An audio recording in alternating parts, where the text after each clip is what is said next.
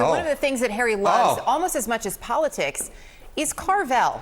And Harry and I share that love of Carvel. Where's that Carvel? And so we decided that how about a little Fudgy the Whale? Yes! We found Fudgy.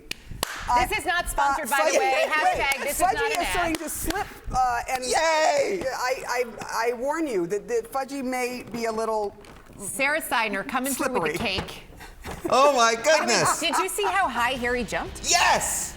This is a dream come true. If there was a pole and it was this high, you'd be hitting it. I am through the roof. Watch out! Don't drop Fudgy. Don't worry. How is the president standing right now, March 24th, 2025, with men? 2026. Oh, shoot, it is 2026. 2020. Time flies when you're having fun here with Harry It's Enten. very true, although the older I get, I don't even know. The beard gets great. Look, the bottom line is this, Erica Hill. Donald Trump and Republicans won in 2024 because of support from male voters. The only way they can win, given the gender gap in this country, is support from male voters. And male voters are abandoning Donald Trump. Take a look here. This gives the game away. Okay, Trump's standing with men. In November of 2024, he beat Kamala Harris among them by 13 points. Look at where he is now on his net approval rating. Down he goes. It's a 20-point shift away from Donald Trump. He is now 7 points underwater at this particular point among men. I think it is very difficult for Republicans to do well in this midterm cycle if Donald Trump is underwater with men. As my uncle once wrote, where the boys are, where the men are, they are underwater when it comes to Donald Trump. Okay, so that's overall men, but what about young men who were really influential? Yes, young men. Of course, there was a massive shift to Donald Trump from 2020 to 2024 among young men. And look right here. Whoa! Yikes, yikes, yikes, yikes. Men under the age of 25 on Trump. He won him in 2024 by 5 points. Look where he is now. The net approval rating way down there. Down we go to negative 19 points. That's nearly, what is that? Nearly a 25-point switcheroo against the president of the United States when it comes to men under the age of 45. Those men that had switched their allegiances over to the Republican Party are seeing what the president is doing. They don't like what the president is doing, and they have very much soured on the president of the United States, men under the age of 45. What is it specifically that they don't like? What issues have caused them to sour on President Trump? I think there are a lot of issues that have caused them to sour on President Trump, but one in particular, we've spoken about it over and over and over again. It's the cost of living. It's inflation. Look at this. Okay, men on Trump and the cost of living. In October of 2024, look at this. Trump was trusted more than Kamala Harris by 10 points on this issue. Now we've got a 40-point switcheroo in the other direction. Look at this. His net approval rating on the cost of living among men is underwater by 30 percentage points. You see this, there is no way in God's green earth that the Republican Party can hold on to the House of Representatives if this number holds. When you're 30 points underwater with the gender that, of course, puts you over the top in the election on the cost of living, the number one issue, that means see you later to that Republican House majority and maybe that Senate majority as well. Ooh, wow. All right. Well, we'll be watching. Thank you, my friend. Strong words from an aging man.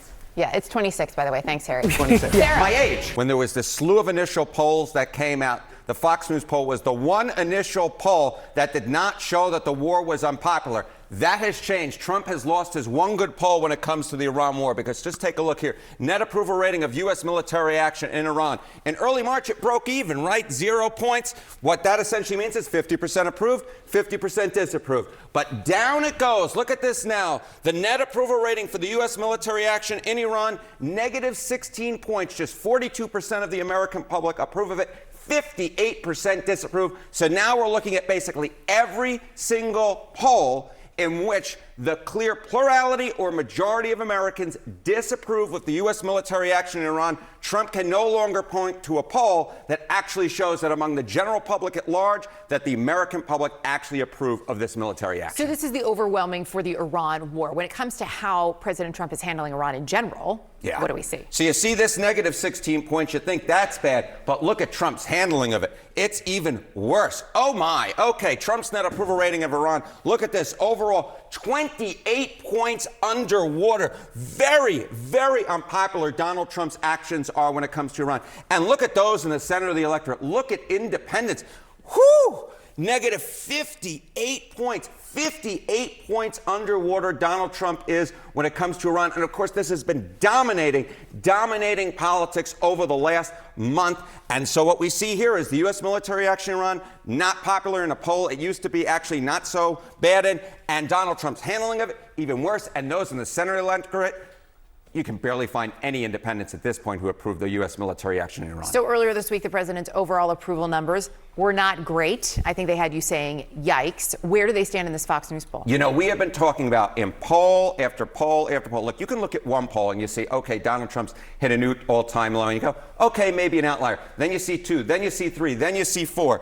And here, how about number 5? Okay, Trump's net approval rating. In March of 2025, according to Fox News, he was at -2 points. Look at where he is now, a term too low. 18 points underwater, according to Fox News. There is simply put no poll you can point to at this point at which Donald Trump is either at or near a record low. And this is yet another one, and he is just struggling mightily. This Iran war is, simply put at this point, a few weeks in, not popular, and it is becoming less popular the longer it goes on. We have seen the headlines. You're feeling them, I'm sure, personally in your wallet, whether it's gas prices or groceries. Prices are going up, and the conversation around the economy is, frankly, louder than ever. So how do Americans really feel about the economy now under President Trump?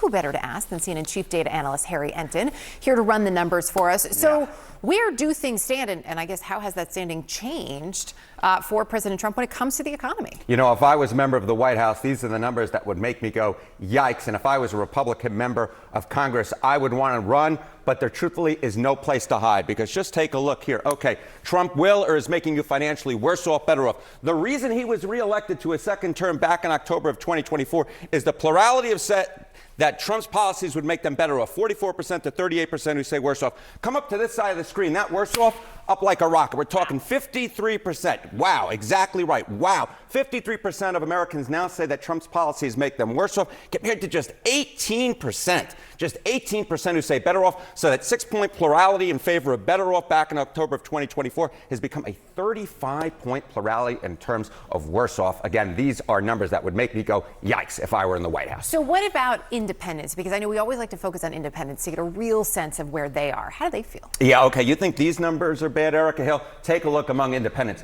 They're even worse. Take a look here. Hello, okay, independents. Trump Willer is making you, October of 2024, the slight plurality, though, within the margin of error said better off 40%, worse off 38%. Now, just 13%, a very unlucky 13 indeed, of independents say that Trump's policies are making you financially better off, compared to 63 in 5 independents who say worse off. Worse off. That is now a 47-point majority in favor of worse off, compared to a 2-point plurality in favor of better off back in October of 2024. That is a near 50-point switcheroo to the worse off side among independents who ultimately decide elections in this country. And that's why I said if you're a Republican member of Congress, you want to run. But there's truthfully no place to hide. No place to hide. All right. You love a little history. I love a little history. Put this in some historical perspective. It's easy for me to say on a Monday morning. Harry, you do the talking now. I will do all the talking. That has never been an issue for me. Look, that's exactly right, Sarah Seidner. Exactly right. My 8th grade history teacher, Thomas Gatch, loved me in history, although sometimes I was a little too talkative in class. Shocking. I know, shocking. 21st century economic net approval rating at this point in term 2 independence. Trump is historic at this point. Look at this. 48 points underwater, double as bad as Obama was, double digits worse than George W. Bush was at this point. I was even looking back to the 80s. He's worse than Ronald Reagan, any president in the last 50 years in terms of his economic net approval rating among independents at this point in a second term. Again, you can run, but the truth is, there's no place to hide if you're a Republican running for re-election. Dems flipping seats in special elections 2025, 2026. You know, you mentioned down here in Florida, you see the blue here. But look at this. It's in the Northeast as well, right? It's New Hampshire, it's Pennsylvania, it's in the Midwest, it's Iowa. You talk about other southern states, Georgia, then you go Mississippi, Arkansas, which of course hasn't been won for Democrats on the presidential level since 1996. We've seen a seat there. And of course, there was that Texas state Senate district as well. We are seeing flips across the board. And when you tally it all up, Aaron, what are we talking about? We are talking about if, in fact, your last guess is victorious, Democrats have flipped 12 different special elections. They have flipped seats, and the Republicans have flipped a grand total of 0. All right. Now, there you go. Next time you'll have a baker's dozen. Okay, Yes. so what does it mean for Democrats, though, in the midterm elections? Okay, so this is not happening in isolation. It's not happening in one state. It's happening across the map. But what are we looking at as well? Well, let's take a look at House Democrats polling, okay, versus Kamala Harris in 2024. How much are they outperforming her? Well, look in the Northeast again. In New York, they're outperforming her by 8 points. How about in Pennsylvania, the Commonwealth of Pennsylvania, again by 8 points. We mentioned Texas, right? House Democrats, the U.S. House, outperforming Kamala Harris, 14 points. And then even in California, which is, of course, such a deep blue state, even there they're outperforming Kamala Harris by 6 points. And, of course, Deep blue and her state. Right, exactly right. And they're outperforming her there by 6 points. And, of course, they have that redistricting that is going to be occurring because they passed that ballot measure. And so I think that Democrats will really be able to extend their gains in deep blue states, red states, and a key swing state in the Commonwealth of Pennsylvania as well. All right, so tell me something else I don't know. Okay, I will tell you something else you don't know. What are some elections that we're looking forward to in the next month?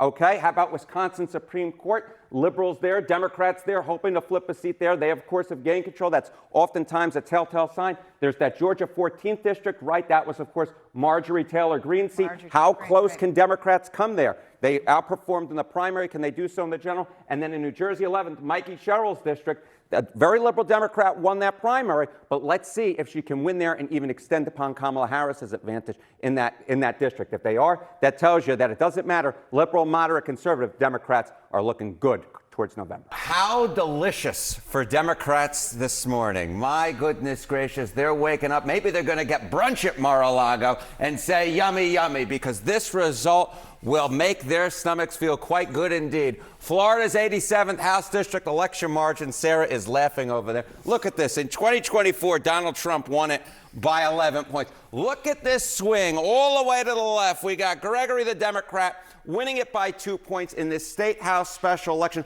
I will also note that they flipped a state Senate district as well further north in the state. So double fun for Democrats in a state that they have been struggling with. Democrats have lost so much power in Florida over the last decade, and then they're able to win in Donald Trump's backyard. Democrats are absolutely loving it this morning. I'm laughing because you said that they were going to have brunch at Mar-a-Lago. Yummy, yummy. Really? Really? Is that what's going to happen? Food is always on my mind because I intermittent fast. Clearly. All right. How does this fit what we've seen nationwide so far? Yeah, okay. And it follows a trend, right? Yeah, it absolutely follows a trend. Look, what is happening around Mar-a-Lago is not just staying at Mar-a-Lago. It's expanding out. I mentioned that other district of the state Senate district they flipped last night in Florida, but it's not just there. It's nationwide as well. Take a look here. Okay, the average 2025-2026 special election so far. Democrats are doing, get this, 12 points better. Up like a rocket versus Kamala Harris's baseline in 2024. This 12 points, very similar to this 13-point swing that we saw right in Florida, right around Mar-a-Lago in the 87th district. And I will note, I was counting it up, I believe that is about a dozen different special elections in which we have seen a flip from Republican control to Democrat control. So what is happening and happened last night in Florida is really emblematic of what we have seen nationwide so far, which is Democrats very much outrunning the baseline from 2024. All right. How does this look for the midterms? Because you can't absolutely predict it, but boy, you're starting to get some real signs. We are getting some really big signs. Look, part of the reason we look at this is not just because I love elections, which I absolutely do. I mean, there was a reason why I wrote in my high school paper about elections, why I watch old election night videos as well. It is because they mean so much for power come November. Look back through the history books. Look back since I was in high school. Look at the special elections and midterm results. When a party outperforms in special elections in midterm cycles since 2005, look at this. 5 out of 5 times that same party went on to win the U.S. House of Representatives. The fact that Democrats are outperforming not just around Mar-a-Lago, but nationwide as well, is a very telling sign for the future. Look, sometimes history isn't always prologue, but in this particular case, based upon everything we're seeing, I'm betting it is. What happened last night in Florida probably is emblematic of a larger sign that Democrats are very much likely heading towards getting back the U.S. House of Representatives. You know what we learned also today is that your dream has come true. From high school to now, you're now working elections. You're involved. Let me just tell you this. If you had told me a decade or 2 decades ago I'd be right here, my dear friend Sarah Seidner, I would have taken it every single Dreamcatcher. Dreamcatcher. Come on, Harry. In terms of how the president is doing overall right now, according to the public, what does the public say, Harry? What is the public saying? There is no floor for Donald Trump. The floor beneath him keeps collapsing and he falls down to a new record low. And we can see it right here. Look at this. Trump's net approval March. All 2-term pollster lows. Quinnipiac, the best of the bunch, 20 points underwater. Yahoo YouGov, 21 points below underwater. Verisite, 23 points below underwater. And the new Reuters Ipsos poll, 26 points underwater. All of these are term 2 record lows. Donald Trump continues to fall, and in the aggregate of polls, he is also at a term 2 low. There is no floor in sight, at least a floor that is stable, as he keeps collapsing through the floors that we thought he had. It's a lot of floors. It's a lot of floors. All right, so Harry, talk to me about, so this is what we're seeing in March. It doesn't look good. What is driving this? What is driving this drop? Okay, yeah, it don't look good, Erica Hill, but what is driving it? You spoke about the Iran war in the intro. How about foreign policy approval rating trend? Look at this. Hits a term 2 low, according to Reuters Ipsos. He was +2 at the beginning of his second term. Hello, down he goes. He's now at negative 27 points. A near 30-point drop when it comes to foreign policy. Among independents, just 22% of independents approve of the job that Donald Trump is doing on foreign policy. That is no bueno, no good. How about the economy? Look, this is what we've been talking about. This is the reason Donald Trump got elected to a second term, and he continues to fall. Look at this. Another term 2 low. He was at +6 points in January of 2025 in that approval. Nearly a 40-point drop to negative 33 points. And on the cost of living, he is now 41 points below water. That, simply put, does not work for Donald Trump, and we're going to get to it in the next slide, where who else it might not work for. May it perhaps not work for Republicans in the midterms, Harry? Yes, if we look at the Kalshi prediction markets, what do we see? Look at this. The chance that the GOP wins under 193 seats in the 2026 midterm elections, House seats, that chance was 8% 5 months ago. Look at that now. Wow. Up like a rocket. A 42% chance that the GOP gets absolutely blown out, and it will be in large part because Donald Trump is just so freaking unpopular. Yikes. But it is still March. It's still March. Long way to November. A long way. Each day is long, Erica. Good. Well, I know, but it keeps you very busy and it keeps you employed, so that's a win. Yeah. There are some government shutdowns, partial government shutdowns, where a lot of folks who are not affected by them directly don't really notice them. That is not the case in this situation. Yeah. Just take a look at the Google searches for the TSA. Up 1,000%, up like a rocket from March 1st. That is by far an all-time high for the number of folks who were searching for the TSA. This is a partial government shutdown that can't hide from the American people. They're really noticing it. That is a lot. And look, it's spring break as well. So a lot of people were either looking to travel or planning on traveling or were traveling. So there's that. How does each party feel about whether their side should stick to their guns and continue to let this shutdown happen? Yeah, I think this is the key political question, right? Because you see this up 1,000%. People are noticing.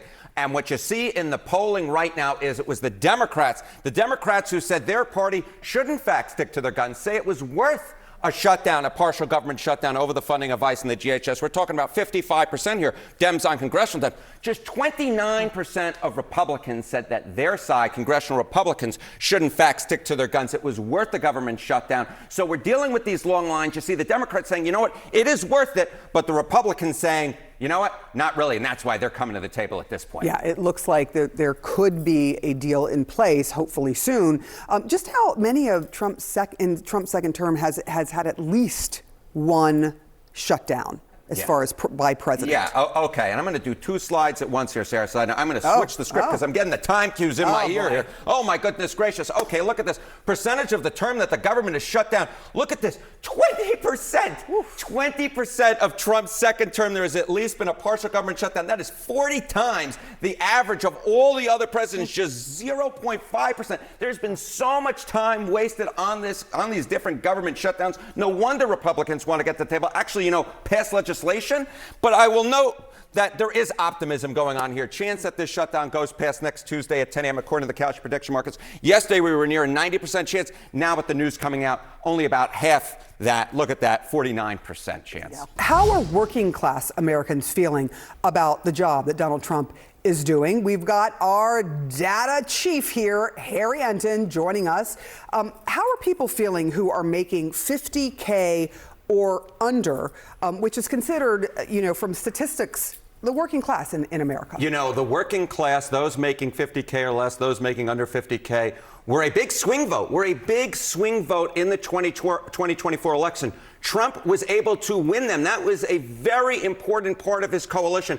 But look at this now. Look at the net approval rating that he has with those making under 50K. Down it goes. Look at that. That's a 26-point switcheroo in the latest average of polls. Look at that, minus 24 points. The working class voters are abandoning Donald Trump. Those who helped put him over the top in 2024 are saying, you know what? Not for me right now. Look, the two big issues were the economy and immigration. Those poll after poll showed us that you would bring us that that's what people cared about, whether they were working class or not. So what is it this time that has really made people sour? It's, to quote James Carville, it's the economy, stupid, or the economy, smarty, when I'm talking with you, Sarah Side. Nice try, Harry. No, I try. I'm trying to suck up. But look, if you look at those who, again, making under 50K, who they trusted more on the economy back during the 2024 election, what you see that they trusted Donald Trump over Kamala Harris. Look at that, by a 5-point margin. And then they have completely shifted away from the president of the United States. He is way underwater. We're talking well more than a 20-point shift away from the president of the United States. His net approval rating with them right now is absolutely atrocious when it comes to the economy. They have seen what has happened. They have seen what has happened on tariffs. They have seen what has happened with the war. They have seen the gas prices go up. And you just say to yourself, if you're a voter making under 50K, the economy, it is not where we want it to be. And therefore, we are turning against Trump on the economy, and we are turning against him overall as well. He made some promises to get this fixed quickly, and people are still very much hurting, things still very expensive. Give us some sense of how this might impact Congress for 2026, which is the midterms are quickly approaching. Okay, so this is what's so important here, right? Something could be happening to Donald Trump, but it's not necessarily going to impact the race for Congress. That's not the case here. Right. That is not the case here. I mean, just take a look at the choice for Congress for those who are making under 50K. Look at this.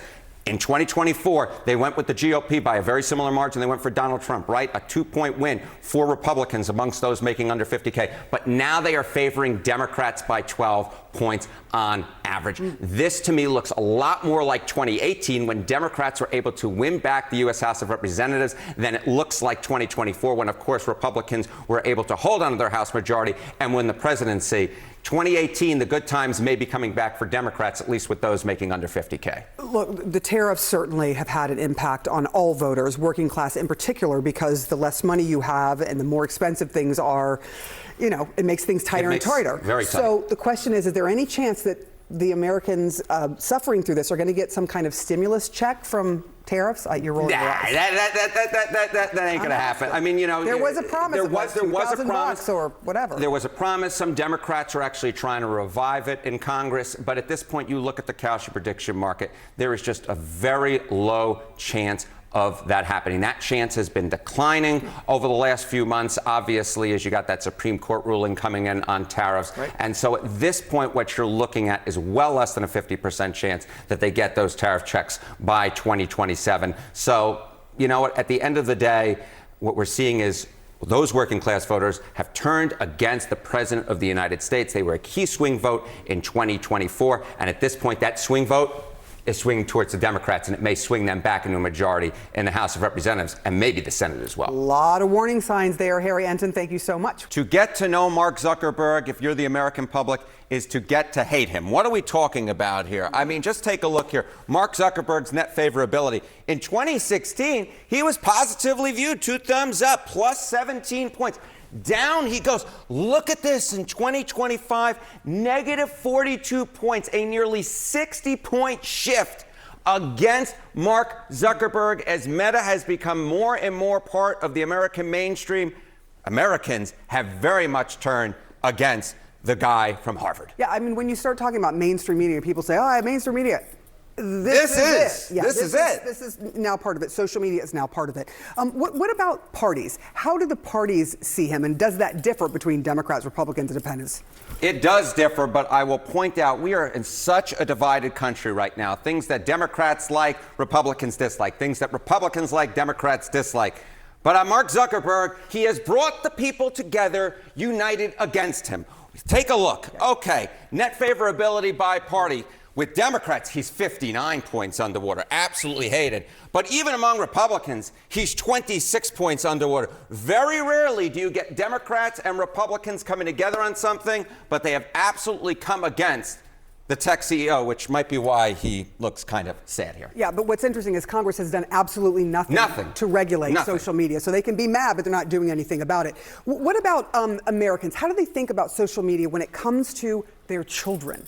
Yeah, okay, so part of this, right, is the impact that social media has had on the young people. What they want, the American people want, is a ban. Take a look here. Okay, one under age 16 social media ban. Among all voters, it's 61%. But again, look at this unification that we have across the political aisle. This is one of the rare issues in which you get a majority of Republicans, Independents, and Democrats to agree. 65% of Republicans, 2/3 there, 62% of Independents. You get 3 and 5 there, and you get about 3 and 5 Democrats over here, 58%. Very rarely do you see such small splits here, Sarah Sider. This is huge. This is huge. This is very clear that Democrats, Republicans, Independents, all the American public want to ensure that kids are safe on social media, and that's why they want an underage 16 ban on social media. So what are the chances that this might happen? Because again, you can distrust and be upset and say, we want this, but Congress has to do something and listen. Yeah, okay. So you see all these numbers. You see this unification across the political aisle. But look at the Kalshi prediction market. The chance that we actually get a social media ban for kids in 2026, just 8%. Just 8%. So what we're talking about at this point is a public that's unified and a Congress that is trailing. We'll see if they change their minds looking at the numbers. We'll see if there are a lot of angry parents, angry Americans who call up their people in Congress, because at this point it doesn't seem likely, despite very clear numbers across the aisle in which folks want a social media ban and very much are united against tech CEOs. Mark Zuckerberg's not the only one who has very unpopular ratings of those who run a social media company. Okay, I've got your next segment because I want to know what kids 16 and under think about a ban. I would like to know what they think. If I know kids at all, I was once one. I still am a giant one. We like to rebel a little bit. Yeah.